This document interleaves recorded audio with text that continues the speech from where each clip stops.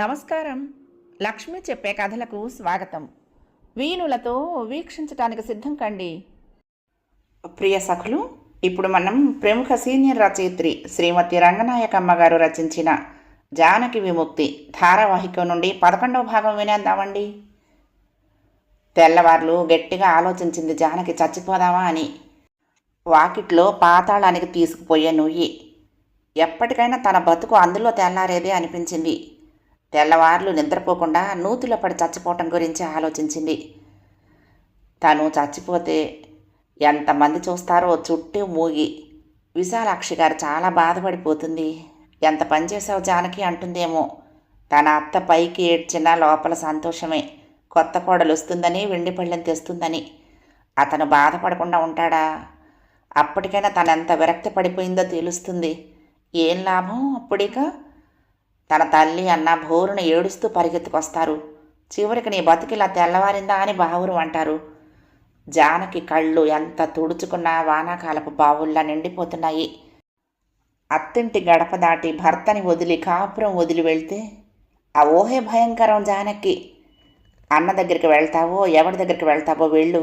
అన్న కొంపలో చాకరీ చేసుకుంటూ మొగుడు వదిలేసిన ముండ బతుకు 50 ఏళ్ళు మీద పడి కాలు చెయ్యి వంగినప్పుడు ఎలాంటి కాపురం కాలదన్నుకుపోయావో తెలిసొస్తుంది అంటూ భర్తని వదిలేసిపోయిన ఆడదాని బతుకు ఎంత దుర్భరం కావలసి ఉందో వెంకట్రావు ఎప్పుడు వర్ణించే వర్ణనలు చెవుల్లో గింగుర్లెత్తాయి.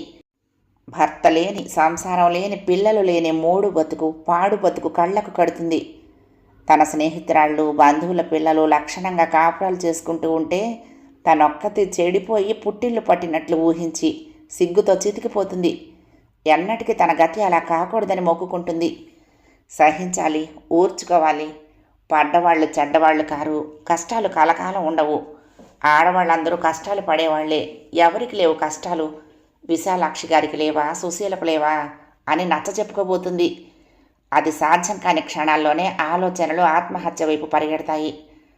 జీవితమే నశించిపోతేనే 10 మంది నడిచే పాతదారి ఉండగా ఎటు చేరుస్తుందో తెలియని కొత్త దారి వైపు కాలెలా సాగుతుంది, అడుగెలా పడుతుంది. వెంకట్రావు ఏమీ జరగనట్లు నిద్రపోతున్నాడు. అవును, అతనికి ఏమీ జరగనట్టే. కొత్తగా ఏం జరిగింది అతనికి? భార్య ఎదురు పలికిందా? తన ఆజ్ఞల్ని ధిక్కరించిందా? తన అభిష్టాలను ఒమ్ము చేసిందా? పరీక్షలకు చదువుతానందా? నా ఇష్టం నాదే అందా? ఎప్పటి అణుకువే, ఎప్పటి దాస్యమే, ఎప్పటి లొంగుబాటే. కొత్తగా ఏం జరిగింది అతనికి? కలహం వచ్చినాడు కూడా అతను అంత బాగా ఎలా నిద్రపోతాడో అర్థం కాదు జానకి. అతనిలో ఏ గుణం అర్థమైంది కనుక ఇదొక్కటే అర్థం కాకపోవటానికి. 2 రోజుల తర్వాత అన్నకి ఉత్తరం రాసినప్పుడు జానకి మనోస్థితి అంతా అందులో ప్రతిఫలించింది. మూర్తిగారు ఒకసారి వచ్చి వెళ్ళారని రాస్తూ ఆయన ఇంకెప్పుడు తన దగ్గరికి రాకుండా ఉంటే బాగుండుననే విషయం చెప్పాలని తంటాలు పడింది. ముఖ్యంగా అందుకే ఈ ఉత్తరం రాసింది. నా కోసం మీరెందుకు ఇంత శ్రమ పడతారు? ఎప్పుడన్నా నాకు జబ్బు చేసి హఠాత్తుగా చచ్చిపోతే నా కోసం బెంగపడొద్దు, నన్ను మర్చిపోండి అంటూ బతుకు మీద తన నిరాశ నిస్పృహలు మాటలోనూ గుమ్మరించింది.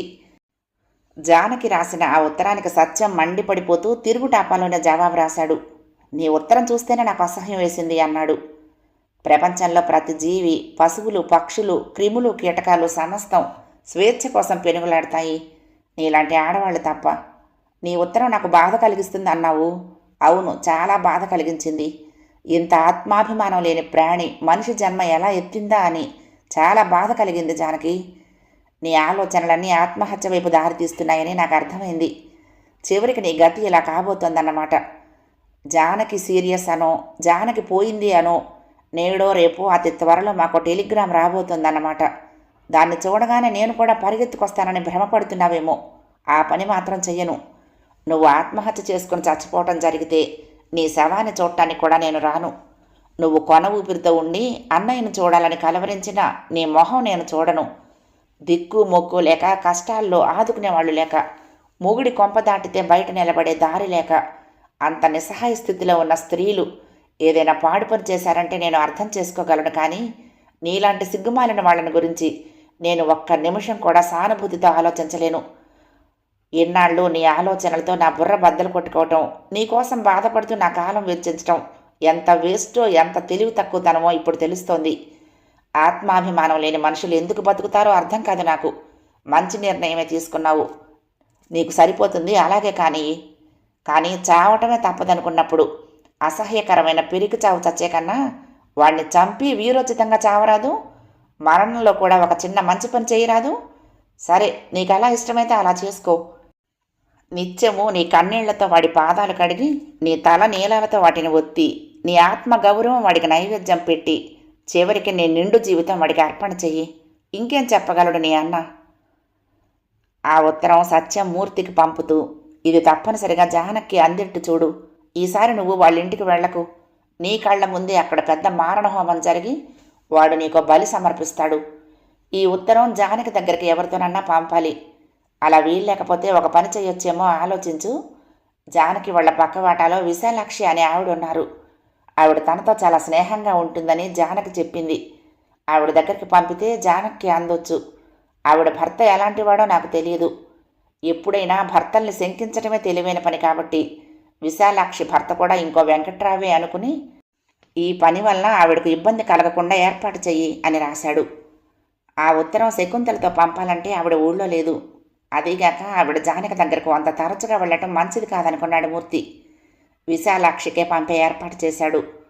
విశాలాక్షి భర్త ఇంట్లో లేడని గ్యారంటీగా తెలుసుకుని ఒక కుర్రాడు విశాలాక్షికి ఒక కవర్ అందించి మాయమయ్యాడు. ఆ కవర్తో పాటు ఉన్న చిన్న చీటీ చదివితే విశాలాక్షికి అదెవరు పంపారో తెలిసింది. సమయం చూసి ఆ కవరు జానకి అందించింది. విశాలాక్షి ద్వారా ఉత్తరం వచ్చిందంటేనే కంగారు పడిపోయింది జానకి. తర్వాత అన్న ఉత్తరం చదివి అన్న కోపానికి హడలిపోయింది. మూర్తి కూడా ఒక ఉత్తరం రాసి ఆ కవరులో పెట్టాడు. అది చదవటానికి జానకి గజగజలాడింది. జానకి, అన్నయ్య నీకు రాసిన ఉత్తరం నేను చదివాను. ఆ ఉత్తరానికి నువ్వు బాధపడకు. అన్నయ్య నీ మీద అంత కోపం తెచ్చుకున్నాడంటే అది అంత కోపం తెచ్చుకోవలసిన విషయమే. మేం చెప్పే మాటలు నువ్వు శ్రద్ధగా పట్టించుకోవాలి. ఏం చెబుతున్నామో, ఎవరి క్షేమానికి చెప్తున్నామో, అసలు నీకు ఏది క్షేమమో, నీ క్షేమాన్ని కోరే వాళ్ళెవరో అర్థం చేసుకోవటానికి నువ్వు ప్రయత్నించాలి. స్త్రీలకు బయట ఆర్థిక పరిస్థితులు బాగుంటే చాలు, దుర్భర సంసారాల నుంచి బయటపడొచ్చు అనుకుంటాడు సత్యం. అది స్త్రీలను సరిగ్గా అర్థం చేసుకున్న ఆలోచన కాదు. బయట ఆర్థిక పరిస్థితులు ఎంత బాగున్నా, ఆప్యాయతతో ఆదుకునే వాళ్ళు ఎందరున్నా, స్త్రీలు దుర్భరమైన సంసారాలను వదలకపోవటానికి కారణాలేమిటో సత్యం అర్థం చేసుకోలేదని కాదు నేననేది. పరువు ప్రతిష్టల భయం, జీవితం అంతా ఒంటరిగా గడపాలనే భయం, పిల్లలు తండ్రికి దూరం అవుతారనే భయం, ఇటువంటి భయాలెన్నో స్త్రీలను వేధిస్తాయని సత్యానికి కూడా తెలుసు. కానీ ఈ భయాలన్నీ నిరర్థకమైనవి అంటాడు. క్షణాల్లో తోసి పారేయాల్సినవి అంటాడు. జానకి, సంసారం గురించి, దాంపత్యం గురించి నీకు ఏ అభిప్రాయాలుంటాయో వాటి ప్రకారమే నువ్వు నడుస్తావు. నువ్వు నమ్మే అభిప్రాయాల ప్రకారమే నడిచినప్పటికీ నీకు దుఃఖం కలుగుతోందంటే ఆ అభిప్రాయాలు నీకు సరైనవి కావన్నమాట. ఈ మాటలు నువ్వు సరిగ్గా అర్థం చేసుకోవడానికి ప్రయత్నించాలి. ఇంత చిన్న వయసులో అంత విరక్తిలో కూరుకుపోవలసిన అగత్యం ఏమిటి నీకు? భార్యాభర్తల మధ్య కలహమే లేని ఆదర్శ లోకాన్ని ఊహించనక్కర్లేదు. మిత్రుల మధ్య కూడా కలహాలు వస్తాయి. కానీ కలహాలు క్షణికమైన చికాకులు కలిగిస్తాయి. కానీ వారి మనసుల్ని గాయపరిచి వారి సంబంధానికి హాని చెయ్యవు. భార్యాభర్తల మధ్య వచ్చే కలహాలకు కూడా మిత్రవైఖరి, శత్రువైఖరి ఉంటాయి. శత్రువైఖరిలో కనీసపు ప్రేమానురాగాలకు ఆస్కారం ఉండదు. ఏ అంశంలోనూ స్నేహ వాతావరణం ఏర్పడదు. ఎదుటి వ్యక్తిని తన స్వలాభం కోసం, స్వసుఖం కోసం పీడించటం, దుఃఖపెట్టడం, అవమానపరచటం నిత్యం జరుగుతూ ఉంటుంది. అవసరమైనప్పుడు ఎంత చిన్న త్యాగం కూడా చేయలేకపోవటం, ఎంత చిన్న తప్పును కూడా క్షమించలేకపోవటం, ఎదుటి వ్యక్తి క్షేమాన్ని, అభివృద్ధిని భరించలేకపోవటం, ఈ లక్షణాలన్నీ ఏ వ్యక్తిలో ఉంటాయో ఆ వ్యక్తి తోటి వ్యక్తి పట్ల శత్రు వైఖరితో ఉన్నట్టే అర్థం చేసుకోవాలి. మిత్ర వైఖరి కలిగిన భార్యాభర్తలు తమ హద్దులకు లోబడి కూడా తగినంత సుఖ సంతోషాలతో జీవిస్తారు. ఒకరి పట్ల ఒకరు ప్రేమాభిమానాలు ప్రదర్శించటం, ఒకరి క్షేమాన్ని ఒకరు కోరటం, ఒకరి విషయాలలో ఒకరు ఊర్మితో సహనంతో ప్రవర్తించటం చేస్తారు. జానకి, నీ భర్తకు నీకు ఉన్న సంబంధం ఎలాంటిదో, ఏ కోవకు చెందుతుందో నువ్వే గమనించుకోవాలి. జీవితం అమూల్యమైనది జానకి. ఎవరి జీవితం వారి సొంతం. ఇతరులు చేసే అవమానాలకు, దుష్టత్వాలకు గురి కాకుండా సుఖశాంతులతో జీవించే హక్కు ప్రతి ఒక్కరికి ఉంది. సుఖం కోసం కన్నీళ్లు కారిస్తే సుఖం రాదు. నీ ప్రతిఘటన నిలంతకాలం నీ మీద వాళ్ళ ఆధిపత్య ప్రదర్శన సాగుతూనే ఉంటుంది. సంవత్సరాల కొద్దీ అమాయకత్వంతో, వెర్రితనంతో, చేదస్తపు భావాలతో కాలం గడిపిస్తే సర్వనాశనమైపోయేది నువ్వే. శ్రద్ధగా ఆలోచించు, తొందరపాటు పనులేమీ చెయ్యకు. ఉత్తరాలు పూర్తి చేసేటప్పటికి జానకి భయంతో పెద్ద దడొచ్చేసింది. ఆ ఉత్తరాలు భర్త చేతిలో పడిపోయినట్టు, అతను ఆ కాగితాలు పట్టుకుని తన ఎదురుగా నుంచున్నట్టు వణుకు పుట్టి ఉత్తరాలు 2 గబగబా చింపేసింది. ముక్కలన్నీ పారబోసి వీధి తలుపులు తీసి ఏమీ జరగనట్లు కూర్చున్నా దడ తగ్గలేదు. నెత్తి మీద ఎవరో పెద్ద బరువు పడేసి లాగమని బలవంత పెడుతున్నట్లు అనిపించింది. విశాలాక్షి పావుగంట సేపు అడిగితేనే గాని జానకి తేరుకోలేదు. ఏంటి, ఏమైంది? మీ అన్నయ్య ఎప్పుడు నీ అడ్రస్కే రాస్తాడుగా, రహస్యంగా ఎందుకు పంపించాడు? ఏది ఆ ఉత్తరం అని 100 ప్రశ్నలు వేస్తే అప్పుడు నోరు విప్పింది. ఉత్తరాలు చింపేశానంది. చింపేశావా అని విశాలాక్షి తల్లడిల్లింది. ఎంత పని చేసావు జానకి? అయితే మూర్తి గారు కూడా రాశారా? ఏం రాశారు? పోనీ ఆ మాటలన్నా చెప్పు. అసలు చదివావా, చదవకుండానే చింపావా అని తరచి తరచి అడిగింది. చదివాను. మూర్తిగారి ఉత్తరం నాకు అర్థమే కాలేదు. భర్త శత్రువో స్నేహితుడో గ్రహించుకోవాలట. భర్త శత్రువు అవుతాడా ఎక్కడన్నా అంది. విశాలాక్షికి అర్థం కాలేదు. జానకి తెలిసి తెలియకుండా చెప్పిన ఆ 4 మాటల్లోనే ఎంతో జ్ఞానం కనపడింది విశాలాక్షికి. అలా రాశారా? ఆ మాట రాశారా? భర్త శత్రువు అవుతాడా అంటావేంటి? నెమ్మదిగా. ఎంతమందిని చూపించమంటావు అలాంటి వాళ్ళని? ఎంతో దూరం పోవటం ఎందుకు? నా సంగతి, మా సుశీల సంగతి తెలీదు. మా మొగాళ్ళు శత్రువులు కాకపోతే స్నేహితులు అంటావా? ఇప్పుడు మా సుశీలను మా ఇంటికి రానివ్వడు తెలుసా? మా నాన్నకు జబ్బు చేసినప్పుడు కూడా దాన్ని పంపలేదుగా అతను. నాకు ఒళ్ళు మండి కోపంగా ఏదో అన్నాలే అతని మేనత్తతో. ఆ మాటలకి కోపం ఇప్పుడు. మీ అక్క ఇంటికి వెళ్ళటానికి వల్ల కాదన్నాడుట. ఒక్క ఊళ్ళో ఉన్నామన్న మాటే కానీ అది ఏ 6 నెలలకో కానీ ఇక్కడికి రానే రాదుగా. ఇక అది కూడా పనికి రాదన్నమాట. పొగరుపోతు వెధవా. పెళ్ళామంటే ఆవోగి ఏదో అనుకున్నాడుగా. అవును, ఇష్టం వచ్చినట్టు కట్టిపడేయటానికి. ఇలాంటి మొగుళ్ళు శత్రువులు కాకపోతే ఏమవుతారంటావు? వీళ్ళు మారతారా? ఎప్పుడూ మారేది కాష్టంలో పెట్టినాడే మారేది. విశాలాక్షి అంత మాట అనేస్తే జానకి ఒళ్ళు జలతరించింది. మూర్తిగారు అన్న మాటల్లో ఎంత సబబుందనుకున్నావు? పెళ్లి చేసుకుని కాపురాలు చేస్తున్నంత మాత్రాన ఒకళ్ళకొకళ్ళు ఆప్తులేనా ఏంటి? ప్రేమీల మొగుడమ్మా మనిషి అంటే. ఎప్పుడన్నా ఒక మాట అనుకున్నా అతని బుద్ధి ఎవరికో కానీ రాదు. ఎంత పొదుపో, ఎంత జాగ్రత్తో. పెళ్ళాం జీతం తెస్తే మాత్రం తాగి తందనాలాడేసి అంత దుంపనాశనం చేసేవాళ్ళు ఎంతమంది లేరు అంది. ప్రేమీల మొగుడి పొదుపు మీద, జాగ్రత్త మీద జానకి మనసు లగ్నం కాలేదు. ఎప్పుడన్నా ఒక మాట అనుకున్నా అని విశాలాక్షి అనగానే జానకి మనసు చివుక్కుమంది. వాళ్ళు పోట్లాడుకుంటారా అంది బెరుకుగా. పోట్లాటలని కాదు, మనుషులన్న తర్వాత ఎప్పుడన్నా కోపం తాపం రావా? అక్క చెల్లెళ్ళకే వస్తుంది, తల్లి పిల్లలకే వస్తుంది. ఇక మొగుడు పెళ్ళాలకి రాకుండా ఉంటుందా? డబ్బు దువ్వారా గిట్టదు ఆయనకి. మితిమీరి ఖర్చు చేయొద్దంటాడు. ఇద్దరం సంపాదించుకుంటున్నప్పుడు చేస్తే ఏమిటంటుంది ప్రేమీల. అట్లాంటి వేలే వాళ్ళ గొడవలు. ఒకసారి అనుకున్నా మళ్ళీ మర్చిపోతారు. మళ్ళీ ఆయనే బోలెడు వస్తువులు, పళ్ళు, ఫలాలు అన్నీ పట్టుకొస్తాడు పిల్లలకి. ఆ పూచి ఏమీ ఉండదు ప్రేమీలకి. అలాంటి తండ్రిని భర్తని చూసుకుని పెళ్ళాం బిడ్డలు ఎంత మమకారపడ్డా అందంగాని ఇద్దరూ ఆడపిల్లలేగా మగపిల్లాడు కావాలని పట్టుపట్టాడట కొన్నాళ్ళు ఆయన. ప్రేమీలు ఒప్పుకోలేదు. మగపిల్లాడి కోసం ఆగితే మళ్ళీ ఆడపిల్ల పుడితే ఏం చేస్తాం? మగపిల్లాడి కోసం చూసి చూసి 9 మంది ఆడపిల్లల్ని కన్నవాళ్ళు ఉన్నారు అని ప్రేమీల వాదించింది. ఆయనకి తెలుసు కానీ మగపిల్లాన్ని పెంచాలని సరదా అట. కావాలంటే అనాథాశ్రమం నుంచి మనకు నచ్చిన పిల్లాన్ని తెచ్చి పెంచుకుందాము. పుట్టినప్పటి నుంచి పెంచుకుంటే మనకే ప్రేమ వస్తుంది అందుట ప్రేమీల. దానికి ఆయన ఒప్పుకున్నారా? ఆతృతగా అడిగింది జానకి. అందుకే కదూ ఆయన సంగతి ఎంతసేపు చెప్తున్నాను. మగపిల్లాడు కావాలని తనకున్న పెళ్ళానికి పిల్లల్ని కనటం ఇష్టం లేదు కాబట్టి ఆపరేషన్ చేయించేసుకున్నాడు. గొప్ప కాదు? పోనీ ఆయన మాట ఈవిడే వినొచ్చుగా అంది జానకి జాలిపడుతూ. వింటుందనుకో. మగపిల్లవాడు పుడతాడనే నమ్మకం ఏంటి? కావాలంటే మగపిల్లవాడిని పెంచుకుందాం అందిగా. జానకి మాట్లాడలేదు. మీ చంటివాడిని మాకిచ్చేయండి అంటూ ఉంటుంది ప్రేమీల అస్తమానం. తీసేసుకోండి, మేము వాడికి తిండి పెట్టగలమా, చదువు చెప్పించగలమా అంటాను నేను. ఇచ్చేస్తారా అంది జానకి భయంగా.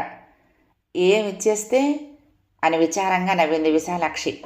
మొన్న 10 రోజుల కిందట అనుకుంటాను ప్రేమీల వాళ్ళ అన్నయ్య ఒక 1000 రూపాయలు సర్దుబాటు చేయమని ఉత్తరం రాశాడుట. అప్పుడు చంద్రం గారు ఊళ్ళో లేరు.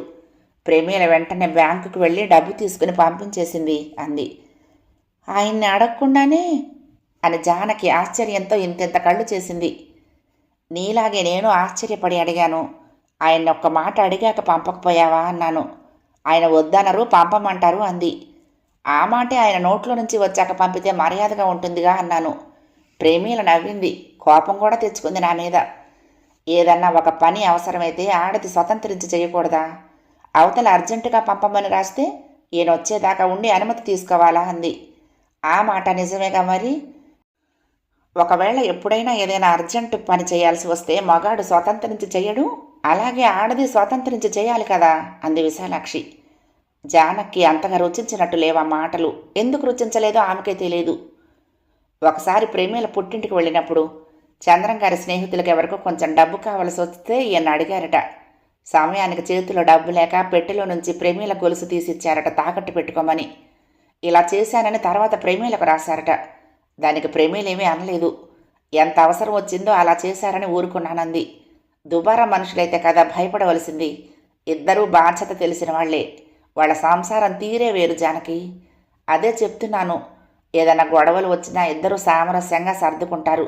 మన కొంపల్లో అలా కాదుగా. ఎంతసేపు ఆడదే అణిగి మణిగి పడి ఉండాలి. ఆడదానికి ఎంత మంచితనం ఉంటే ఏం లాభం? మా మేనత్ అంటుందిలే, వీడు మొగుడా ఎముడా అనేదిట వెనకటికి ఒక ఆవిడ. అలాగా కొందరు మొగుళ్ళు ఎముళ్ళేనమ్మా. జానకి ఏదో అడగబోయినట్టుగా విశాలాక్షి మొహం ఎగాదిగా చూసింది కాసేపు. ఏమిటని విశాలాక్షి 4 సార్లు అడిగితే కొంచెం నవ్వు మొహంతో అంది. అది కాదు, ఊరికే అడుగుతున్నాను. ప్రేమీల గారికి మీ ఆయన లాంటి మనిషితో పెళ్ళవుతుందనుకోండి, అప్పుడు విశాలాక్షి ఒక్కసారి గట్టిగా నవ్వింది. అప్పుడు ఎప్పుడో వెళ్ళిపోయేది అంది. ప్రేమీల గారైతే మీ ఆయన్ని మార్చుకునేదేమో. దేవుడు కూడా చేయలేడా పని. ఆ మనిషిలో సంసారానికి పనికొచ్చే గుణమే లేకపోతే ప్రేమీల మాత్రం ఏం మారుస్తుంది? కొన్నాళ్లకు విసిగెత్తి తన దారి తను చూసుకుంటుంది. నాకు దారి లేదు కాబట్టి పడున్నాను అంది. జానకి మూర్తి ఉత్తరంలో మాటలు గుర్తొచ్చాయి. ఆ ఉత్తరం మీరు చదివితే బాగుండేది అంది అప్పుడు. ఏది చూడనిచ్చావా? అంతా భయమే నీకు. ఏ పరుపు కింద పడేస్తే కాదు, చూస్తే మాత్రం ఏం చేస్తాడేమిటి? తల తీసి మోలేస్తాడా? అసలు సంగతి మర్చిపోయాను. మీ అన్నయ్య ఏం రాశాడు అడిగింది. జానకి అంతా చెప్పుకొచ్చింది. అన్నయ్య తనను బాగా తిట్టాడని. అంత పని చేద్దామనుకున్నావా అని విశాలాక్షిని అర్ఘాంతపోయింది. ఎన్ని అన్నా జానకి కిక్కురు మనలేదు. వెంకట్రావు రోజు పేపర్ చూస్తాడు. తనకు రాజకీయాలు తెలుసుననే ఫోజు కోసం, అసలైతే సినిమా బొమ్మల కోసం. పేపర్ విప్పగానే యాక్సిడెంట్లు, వింత వార్తలు చదువుతాడు. స్త్రీల ఆత్మహత్యల వార్తలు, విడాకుల వార్తలు కుతూహలంగా చదువుతాడు. ఎన్ని చదివినా, ఎన్ని విన్నా, ఎన్ని చూసినా చచ్చేదాకా బుద్ధిరాని వాళ్లలో వెంకట్రావు మొట్టమొదటివాడు. 10 మంది వెంకట్రావులను ఏరి అందులో నుంచి తీస్తే మళ్ళీ ఈయనే ప్రథముడు. ప్రథములందరినీ కలిపి మళ్ళీ తీస్తే ఈయనే ప్రప్రథముడు. ఇటువంటి కీర్తి ప్రతిష్టలు ఆర్జించటానికి ఈయన చిన్నతనం నుంచి చాలా కృషి చేశాడు. ఈయనకు చిన్నతనంలో చుప్పనాతి సూరయ్య అనే బిరుదుండేది. ఇంకా చాలా చాలా బిరుదులున్నప్పటికీ ఈ బిరుదు చాలా ప్రచారం పొందింది. తోటి పిల్లలతో ఆటలాడేటప్పుడు ఒక్క రోజును కూడా తిన్నగా ఆట నియమాలకు కట్టుబడి ఆడేవాడు కాదు. ఎలాగైనా ఎదుటి వాళ్ల కన్ను గప్పి నెగ్గాలని చూసేవాడు. ఆటలో తను కాస్త వెనకబడితే మొహం ముడిచేసి కొరకొరలాడుతూ తప్పుడు వాదాలకు దిగి బూతులు తిట్టి పోట్లాటలు పెట్టి ఆటంతా చెదరు చేసేవాడు. వెంకట్రావుతో స్నేహం చేసే కుర్రాళ్ళు ఇంకా వేరెవరితోనూ స్నేహాలు చేయకూడదు. ఎవరైనా ఇంకో కొత్త స్నేహితుడితో తిరగటం మొదలుపెట్టారంటే అతని మీద అలకలు కోపాలు సాధించి చంపేవాడు. లేకపోతే కొత్త కుర్రాడి మీద లేనిపోయిన నేరాలు చెప్పి దెబ్బలాటల వరకు తెచ్చేవాడు. ఎంతసేపు సినిమాలు, షికార్లు, హోటల్ తిళ్ళు అన్నీ స్నేహితుల ఖర్చు మీద చేసేయాలని చూసేవాడు.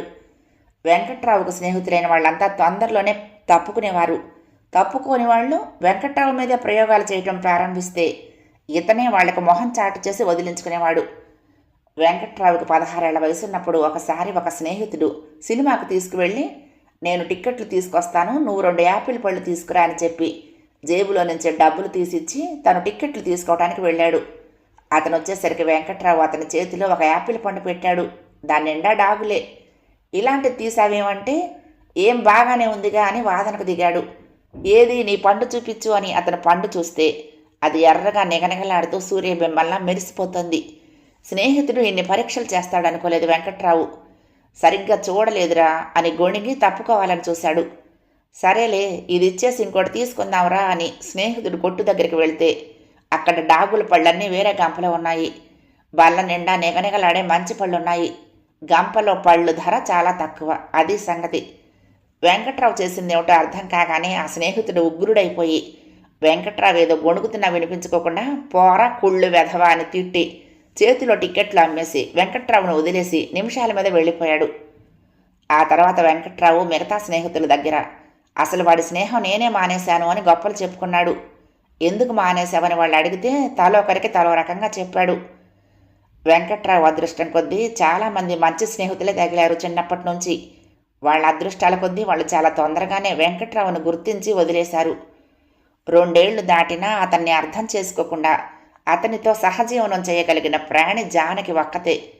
చెదల పుట్ట ఏది దగ్గరకు చేరితే దానివైపు పాకేటట్టు వెంకట్రావు బుర్రలో చెద పెళ్లి కుదిరిన దగ్గర నుంచి జానకి వైపు పాకటం మొదలుపెట్టింది. తనకు పెళ్ళవుతుందని భార్య వస్తుందని అనుకున్నప్పుడు అతనికి వచ్చిన మొదటి ఆలోచన భార్యని అదుపులో పెట్టాలని. హైదరాబాద్ సంబంధం అనుకున్నప్పుడు మొదట్లో కొంచెం జంకాడు. హైదరాబాదులో పెరిగిన పిల్ల మాట వింటుందా అని. ఆడది మాట వినకపోతే మొగాడేం చేస్తాడో గుర్తొచ్చి ఆ జంకు పోయింది. వెంకట్రావు మేనమావలకు పెద్ద పేరు, పెళ్లాలను అదుపులో పెట్టగలరని. ఆడదాన్ని అదుపులో పెట్టడంలో మేనమావలాగా కీర్తి తెచ్చుకోవాలని చిన్నప్పటి నుంచి వెంకట్రావుకి అభిలాష. పెళ్ళి అనుకున్నప్పటి నుంచి భార్య ఏదో తప్పు చేయటం, తను కళ్ళెర్ర చూసో లెంపకాయలు వేసో తన దగ్గర మసలవలసిన పద్ధతి తెలియచెప్పటం, ఆ అభిలాషే అతన్ని పెళ్లికి ఎదురు చూసేటట్టు చేసింది. చదువుకున్న పిల్ల అనగానే అతనికి ఇంకో శంక కూడా పొడచూపింది, నీతిగా ఉన్నదేనా అని. 10వ తరగతి వరకే చదివిందని, అది కూడా ఆడపిల్లల బడిలో చదివిందని తెలిసిన తర్వాత ఆ శంక వదులుకున్నాడు. పెళ్ళయ్యే రోజుల్లో తన ఇంటికి రాబోయే భార్య గురించి మరో రకం ఊహలుండేవి. ఆ మనిషి తనకి పాదాలు ఒత్తుతూ ఉంటుంది ఒకసారి, తను స్నానం చేస్తూ ఉంటే కాళ్ళు తోముతూ ఉంటుంది ఒకసారి. అతని పెద్ద మేనమామ భార్య అలాగే చేసేది. తన భార్య తనకు అన్నం వడ్డించి తలుపు పక్కన నిలబడుతుంది ఒకసారి, చీపురు పట్టుకుని నేలంతా ఊడుస్తూ ఉంటుంది ఇంకోసారి. తాను చెయ్యి పట్టుకుని దగ్గరకు లాగితే మాట్లాడకుండా పక్కన పడుకుంటుంది ఒకసారి. ఇంకా కొన్ని ఊహలు. అత్తింట్లో తనని చూడగానే అందరూ కళవళ పడిపోతారు. అత్తగారు రకరకాల కూరలు వండుతూ ఉంటుంది. మామగారు బజారుకు వెళ్ళి ఏమిటోటో సరుకులు మోసుకొస్తూ ఉంటాడు. బావమరిది ఎప్పుడు తన వెనకాల తిరుగుతూ ఎన్నెన్నో కబుర్లు చెప్తూ ఉంటాడు. తన భార్య పట్టు చీరో జరీ చీరో కట్టుకుని కాళ్ళకి పసుపు రాసుకుని ఇంత బొట్టు పెట్టుకుని కాఫీ అందిస్తుంది, మంచినీళ్ళు అందిస్తుంది, భోజనం వడ్డిస్తుంది. తనకు కావలసినవన్నీ అమరుస్తూ తిరుగుతుంది. ఏది అమరకపోతే తనకెక్కడ కోపం వస్తుందోనని భయభక్తులతో మసులుతుంది. పెళ్లి కొడుకు ఊహలు ఎలా ఉంటే పెళ్లి కూతురి పరిస్థితి వేరు. జానకి ఎన్ని రకాల ఊహలు లేవు. జానకి ఊహల్లో అంతా సిగ్గే, ఆలోచన తోచనంత సిగ్గు. ఎప్పుడన్నా తళుక్కున మెరిసినట్లు ఒక్కో ఊహ. తను పాటలు పాడుతూ ఉంటే అతను ఆశ్చర్యంగా చూస్తాడని. జానకి చక్కగా పాడుతుంది. ఆమె తండ్రికి సంగీతం అంటే ప్రాణం. ఆయన వీణ వాయించేవాడు. పాత తరం వాళ్ల పాటల రికార్డులు కొన్ని సేకరించి ఎంతో జాగ్రత్తగా ఉంచాడు. జానకి వర్ణాల దాకా నేర్చుకున్న సంగీతంతోనే చక్కగా పాడటం వచ్చింది. తనకు పెళ్ళి అనుకున్నప్పుడు జానకి ఊహ అతను తన పాటలు వింటాడన్నదే. ఇంటి ముందు షామియానా వేస్తారు, సన్నాయి వాయిస్తారు. అత్తరు సాయిబు దగ్గర అత్తర్లు సెంటు కొంటారు. వాళ్ళ మేనత్త కూతురి పెళ్లికి ఇలాగే సెంట్లు కొన్నారు. టైలరు తన జాకెట్లన్నీ కుట్టిచ్చేస్తాడు. చుట్టాలందరూ వస్తారు.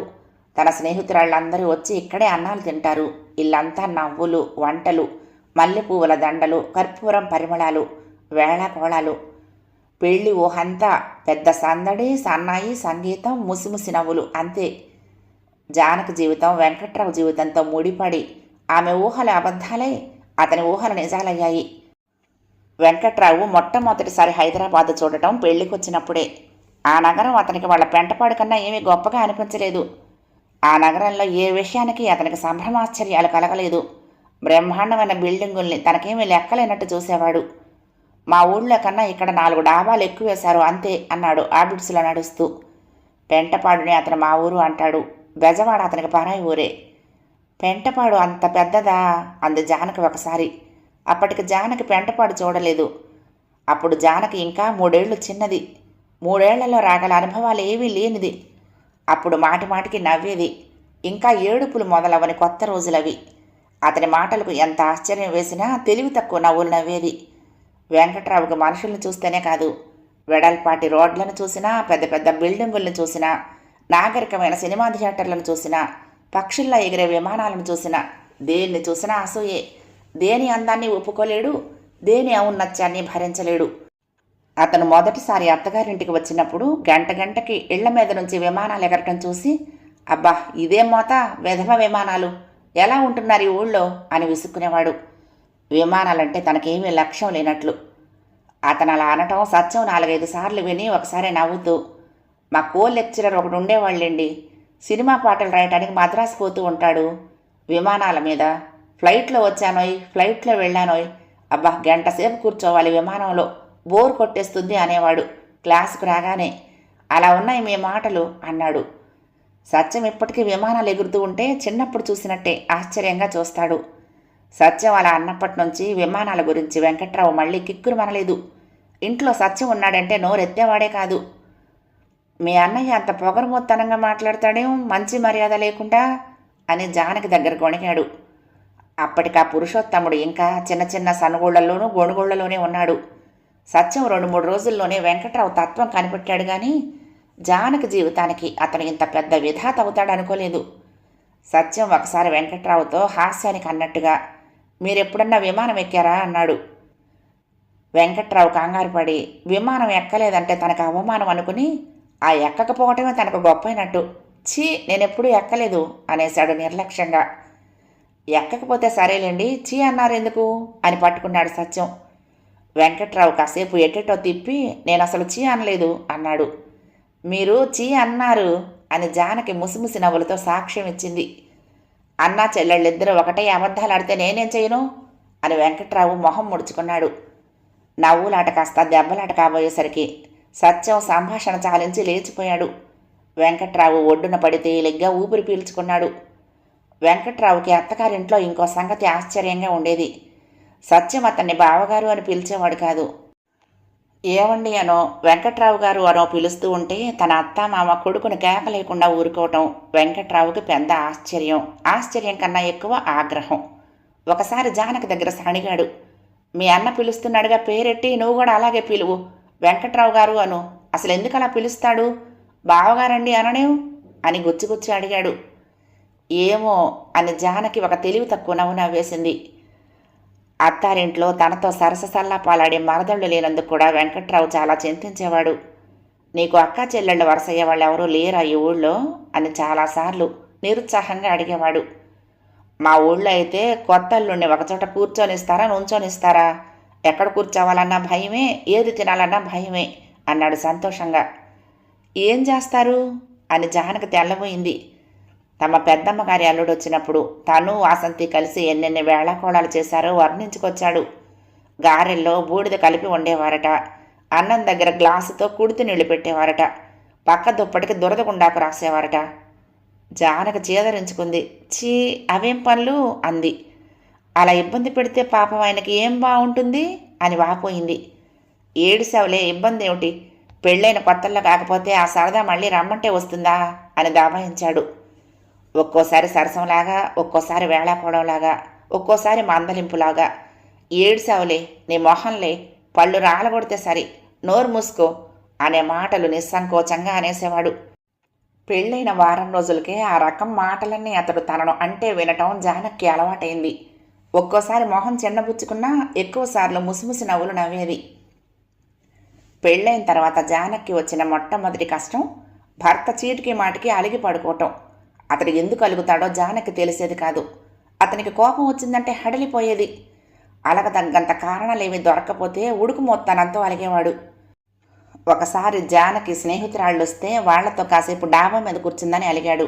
ఒకసారి సత్యాన్ని సినిమా టిక్కెట్లు రిజర్వ్ చేసుకురమ్మంటే ఆ సంగతి మర్చిపోయి వచ్చినందుకు అలిగాడు.